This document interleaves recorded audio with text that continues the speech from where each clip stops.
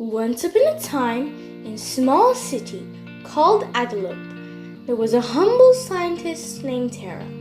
In all her life, she dreamed that one day she would be able to make a useful invention of her own. One day, her mother was not as well as usual. Thera tried to use the X-ray machine, but couldn't see anything. She decided to help her mother by building an X-ray machine that could not just see bones, but see all the organs and be able to look at all the parts like a 3D model. According to my calculations, that fits there, this fits here, and those, fit there. Let's test it out.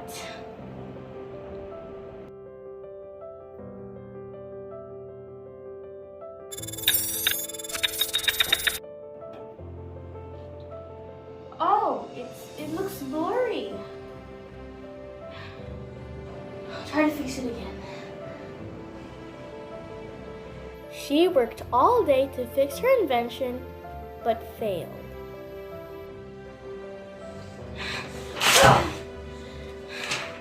Nothing I can do can make this thing work. I need some help, Wilhelm.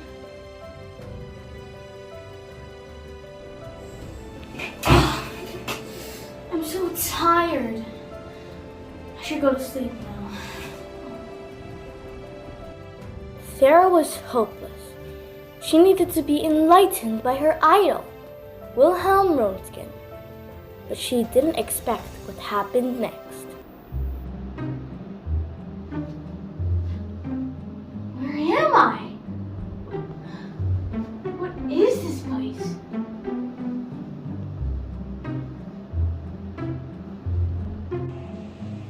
Oh, excuse me? Do you know where I am? Oh, hello, Thera.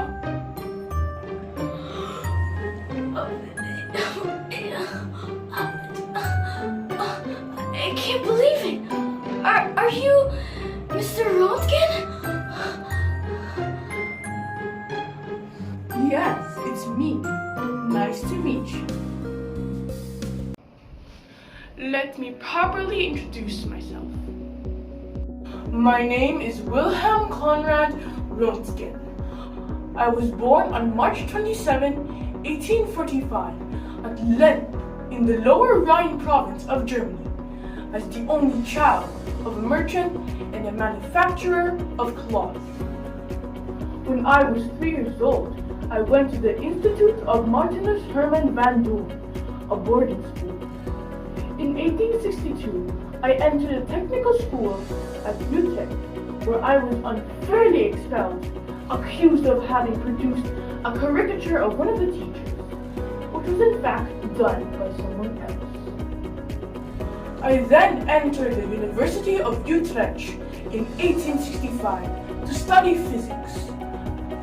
I went to the Polytechnic at Zurich and began studies there as a student of mechanical engineering. In 1869, I graduated PhD at the University of Zurich.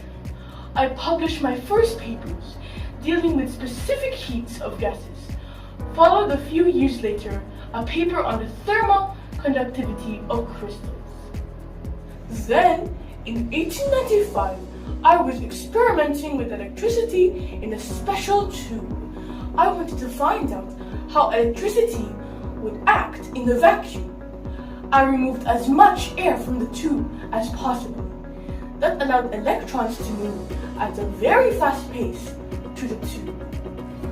As the electrons moved, they bumped into each other. They also ran into the glass of the tube and two special parts of the tube, called the cathode and the anode. When these fast-paced electrons bumped into the tube's anode, they would send off a type of light that hadn't yet been discovered. Soon, I noticed that the fluorescent screen in my lab started glowing while I conducted my experiment. Even if I knew fluorescent material normally glows when exposed to electromagnetic radiation, I was still surprised because heavy cardboard which I thought would have blocked the radiation, surrounded the tube. I began experimenting more by placing different objects between the tube and the screen. No matter what they put between the tube, the screen still glowed. At one point, I placed my hand in front of the tube. When I did this, I saw silhouettes of my own bones projected onto the screen. The rays that passed through my body were X-rays. That discovery won me the Nobel Prize of 1901. News of my discovery spread worldwide, and within a year, doctors in Europe and the United States were using X-rays to locate gunshots, bone fractures, kidney stones, and swallowed objects. So, X-rays changed history? Oh yes. But, Mr. Röntgen, I do need some help with my X-ray. You see, I'll start with the basics. X-rays are a type of light ray, much like the visible light we see every day. The difference between visible light and X-rays is the wavelength of the rays. Human eyes cannot see the light with longer wavelengths, such as radio waves, or light with shorter wavelengths, such as X-rays. X-rays can pass through non-metallic objects, including human tissues and organs. An X-ray machine is like a giant camera that allows doctors to see what is going on inside a patient without having to do surgery. X-ray machines produce a stream of electromagnetic radiation that interacts with an anode in an X-ray tube. The X-rays made by this interaction are then directed toward the part of the body being examined. To reduce radiation exposure, X-ray machines aim the X-rays at only the focused area. When X-rays come into contact with our body tissues, they produce an image on a metal film. Soft tissue, such as skin and organs, cannot absorb the high energy rays, and the beam passes through them. Dense materials inside our bodies, like bones, absorb the radiation. Did you get that? Well, yeah. That gives me an idea. I'll just enhance the X-rays, but reduce the radiation by Excuse me? What are you saying? Well, never mind. I feel so much better now. Will I see you again? Or you will one day. Good luck, little one.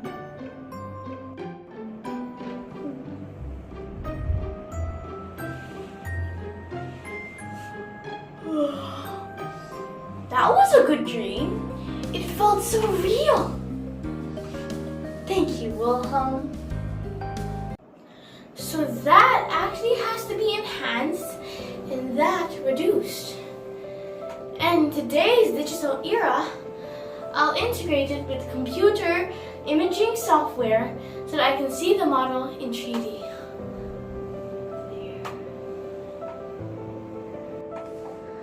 There. Done fixing.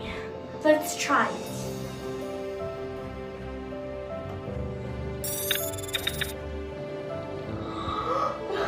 It finally worked! I did it, Mother.